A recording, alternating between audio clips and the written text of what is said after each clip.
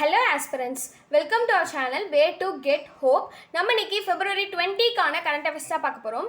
First question, நாட்டின் சிறந்த முதல்வர்கள் பட்டியலில் முதலிடம் பிடித்த முதல்வர் யார்? ஆப்ஷன் பார்க்கலாம். எம்கே ஸ்டாலின், யோகி ஆதித்யநாத், நவீன் பட்நாயக், பினராயி விஜயன். இதற்கான ஆன்சர் நவீன் பட்நாயக்.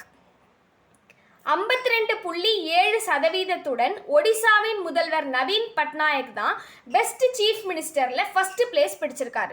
ரெண்டாவது இடத்தை பிடித்திருக்கவங்க யாருன்னா உத்தரப்பிரதேச முதல்வர் யோகி ஆதித்யநாத் 51.3% இரண்டாவது இடத்தை பிடித்திருக்கார். மூன்றாவது இடத்தை பிடித்திருக்கவங்க யாருன்னா அசாமின் முதல்வர் ஹிமந்த பிஸ்வ சர்மா 48.6% மூன்றாவது இடத்தை பிடித்துள்ளார். நான்காவது பிளேஸ் யாருன்னா குஜராத் முதல்வர் பூபேந்திர பட்டேல் 42.6% நான்காவது இடத்தை பிடித்துள்ளார். அஞ்சாவது பிளேஸ் யாருன்னா டாக்டர் மாணிக் சாஹா 41.4% ஐந்தாவது இடத்துல பெஸ்ட் சீஃப் மினிஸ்டர் பிளேஸை பிடித்திருக்கார். நெக்ஸ்ட் கொஸ்டின், உலகின் முதல் மர செயற்கைக்கோள் உடன் சேட்டிலைட்டை விண்ணில் செலுத்தும் நாடு எது? ஆப்ஷன் பார்க்கலாம். இந்தியா, அமெரிக்கா, ஜப்பான், சீனா. இதற்கான ஆன்சர் ஜப்பான். ஜாக்சா. நாசா மற்றும் ஜப்பான் விண்வெளி ஆய்வு நிறுவனம் JAXA, Japan aerospace exploration agency உலகின் முதல் மர செயற்கைக்கோள் உடன் சேட்டிலைட்டை சுற்றுப்பாதையில் செலுத்த உள்ளது. லிக்னோசாட் மேக்னோலியா மரத்தால் செய்யப்பட்ட காஃபி குவளை அளவு செயற்கைக்கோளானது 2024 கோடையில் பூமியின் சுற்றுப்பாதையில் ஏவப்பட உள்ளது. மர செயற்கைக்கோள் கியோட்டோ பல்கலைக்கழக ஆராய்ச்சியாளர்களால் உருவாக்கப்பட்டது தான் இந்த உட்டன் சேட்டிலைட். இதோட வெயிட் எவ்வளோனா 330 கிராம் எடை கொண்டது. இது தோராயமாக 10 சென்டிமீட்டர் விட்டம் கொண்டது. நெக்ஸ்ட் கொஸ்டின், ஆந்திரா மற்றும் பீகாருக்கு அடுத்தபடியாக சாதி அடிப்படையிலான தலைமைத்துவத்தை நடத்தும் மூன்றாவது மாநிலம் எது? ஆப்ஷன் பார்க்கலாம். மத்திய பிரதேசம், மேற்கு வங்காளம், தெலுங்கானா, ஒடிசா. இதற்கான ஆன்சர் தெலுங்கானா. இதர பிற்படுத்தப்பட்ட வகுப்பினர், பட்டியலிடப்பட்ட சாதிகள் மற்றும் பழங்குடியினர் ஆகியோருக்கு சமூகத்தில் பொருளாதார, கல்வி, வேலைவாய்ப்பு மற்றும் அரசியல் வாய்ப்புகளை வழங்குவதற்காக விரிவான குடும்ப ஜாதி கணக்கெடுப்புக்கான தீர்மானத்தை தெலுங்கானா சட்டமன்றம் ஒருமனதாக ஏற்றுக்கொண்டுள்ளது. ஸோ இதன் அடிப்படையில் பார்க்கும்போது சாதி கணக்கெடுப்பில் Andhra first place, second place Bihar, மூன்றாவதாக தெலுங்கானா இருக்கும் என்று சொல்லியிருக்காங்க. நெக்ஸ்ட், சர்வதேச நீதிமன்றத்தின் புதிய தலைவராக நீதிபதி நவாப் சலாம் எந்த நாட்டை சேர்ந்தவர்? ஆப்ஷன் பார்க்கலாம். Russia, America, Lebanon, Sudan. இதற்கான ஆன்சர் லெபனான். சர்வதேச நீதிமன்றத்தின் புதிய தலைவராக பொறுப்பேற்றிருக்கவர் யாருன்னா லெபனான் நீதிபதி நவாப் சலாம் அவர்கள். இவரோட டென்யூர் எவ்வளோனா 3 வருஷத்துக்கு. International court of justice. Nawaf Salam 2018 தனது ICJ international court of justice பயணத்தை தொடங்கினார். இப்போது உலகளவில் மிக உயர்ந்த நீதித்துறை பதவியை வகிக்கிறார்.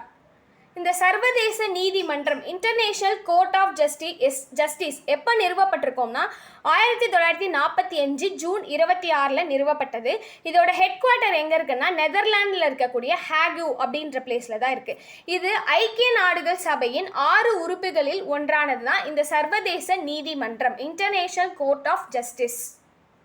நெக்ஸ்ட் கொஸ்டின், இந்திய ரயில்வேயின் மிக நீளமான சுரங்க பாதையான T49 எந்த மாநிலத்தில் அமைந்துள்ளது? ஆப்ஷன் பார்க்கலாம். ஜம்மு அண்ட் காஷ்மீர், ஹிமாச்சல பிரதேசம், அருணாச்சல பிரதேசம், மங்களூர். இதற்கான answer Jammu and Kashmir. T49 சுரங்கப்பாதை 12.758 கிலோமீட்டர் நீளம் கொண்டுள்ளது. T49 தெற்கு போர்ட்டல் ஜம்மு மற்றும் காஷ்மீரில் உள்ள மாவட்ட தலைமையகமான ரம்பானில் இருந்து 45 கிலோமீட்டர் தொலைவில் 1400 மீட்டர் உயரத்தில் உள்ள அழகிய சும்பர் கிராமத்தில் அமைந்துள்ளது. உதம்பூர் ஸ்ரீநகர் பாரமுல்லா ரயில் இணைப்பில் காரி சும்பார் மற்றும் சம்பார் முதல் சங்கல்தான் இடையே அதிவேக ரயில் சோதனையை நடத்தினார்கள் நேற்று. USBRL ரயில் இணைப்பில் கட்டப்பட்ட நாட்டின் மிக நீளமான ரயில்வே சுரங்கப்பாதை T49 வழியாக ரயில் செல்லும் சொல்லியிருக்காங்க. ஜம்மு மற்றும் உதம்பூர் இடையே ரயில் சேவை ஜம்மு பிரிவில் கத்ரா மற்றும் ஸ்ரீநகர் முதல் பனிஹால் வரை இயக்கப்படுகின்றன. Next question. ஒடிசாவின் எந்த ஏரியில் புதிய கடல் ஆம்பிஃபாட் இனத்தை ஆராய்ச்சியாளர்கள் சமீபத்தில் கண்டுபிடித்துள்ளனர்? ஆப்ஷன் தாம்பாரா ஏரி, காஞ்சியா ஏரி, சிலிக்கா ஏரி, சார் ஏரி. இதற்கான ஆன்சர் சிலிக்கா ஏரி. ஒடிசாவின் பெர்ஹாம்பூர் யூனிவர்சிட்டி ஆராய்ச்சியாளர்கள் சிலிக்கா குளத்தில் புதிய கடல் ஆம்பிஃபாட் இனத்தை கண்டுபிடிச்சிருக்காங்க. அது இறால் போன்ற ஒட்டு மீன்களை போன்ற தோற்றத்தை கொண்டது. கடல் மற்றும் உவர்நீர் சூழலில் 15 உலகளாவிய இனங்களை கொண்ட பார்ஹேல் இனத்தை சேர்ந்த இந்த பழுப்பு நிற ஒட்டு மீன் 13 ஜோடி கால்களுடன் சுமார் 8 மில்லிமீட்டர் நீளத்தை கொண்டுள்ளது. குறிப்பிடத்தக்க வகையில் இரையை பிடிக்கவும் உணவளிக்கவும் பயன்படுத்தப்படும் முதல் ஜோடி கால்களான ஆன்க்னாதோபாட்களின் ப்ரோபோடஸில் ஒரு திடமான வலுவான செட்டாவை கொண்டிருப்பதன் மூலம் இது 15 இனங்களிலிருந்து தன்னை வேறுபடுத்திக் கொள்கிறது. Next question. Open sourced digital public இன்ஃப்ராஸ்ட்ரக்சரை பகிர்ந்து கொள்வதற்காக இந்தியா எந்த நாட்டுடன் புரிந்துணர்வு ஒப்பந்தம் MOU சைன் பண்ணியிருக்காங்கன்னு கேட்டிருக்காங்க. ஆப்ஷன் பார்க்கலாம். Colombia, Chile, Brazil, Guyana. இதற்கான answer Colombia. Open source digital public infrastructure கூட இந்தியாவும் கொலம்பியாவும் ஒரு MOU சைன் பண்ணியிருக்காங்க, புரிந்துணர்வு ஒப்பந்தம். இந்த புரிந்துணர்வு ஒப்பந்தம் எதை பற்றினா மக்கள் தொகை அளவில் செயல்படுத்தப்பட்ட வெற்றிகரமான டிஜிட்டல் தீர்வுகளை பகிர்வது உட்பட டிஜிட்டல் மாற்றத்தில் ஒத்துழைப்பதற்காகவும் கோவிட் தொற்று நோய்களின் போது பொது மக்களுக்கு சேவைகளை வழங்குவது உட்பட உலகின் சிறந்த டிஜிட்டல் பொது பொருட்கள் உள்கட்டமைப்புகளில் சிலவற்றை இந்தியா உருவாக்கி உள்ளது. Next question. OSIRIS REx mission எனப்படுவது எதன் தொடர்புடையது? ஆப்ஷன் பார்க்கலாம். நாசா, இஸ்ரோ, ஸ்பீஷியஸ். இவற்றில் எதுவும் இல்லை. இதற்கான ஆன்சர் நாசா. ஓசிரிஸ் ரெக்ஸ் அதோட அப்ரிவேஷன் பார்க்கலாம். Origins, spectral interpretation, resource identification and security regolith explorer.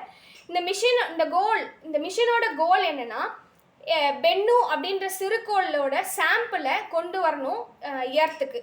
அதுதான் இந்த மிஷனோட கோல். இந்த மிஷன் இப்போ சக்சஸ்ஃபுல்லாக லான்ச் ஆயிருக்கு. எதிர்பார்த்ததை விட 2 மடங்கு மாதிரிகள் எடுத்துட்டு வந்திருக்கு. நெக்ஸ்ட். இந்தியாவில் சமீபத்தில் முதல் பிரெஞ்சு திரைப்பட விழா எங்கு தொடங்கியுள்ளது? ஆப்ஷன் பார்க்கலாம். ஹென்ட்ரசன், கொல்கத்தா, போபால், மும்பை. இதற்கான ஆன்சர் கொல்கத்தா. கொல்கத்தால தான் இந்த பிரெஞ்சு ஃபிலிம் ஃபெஸ்டிவல் நடந்திருக்கு.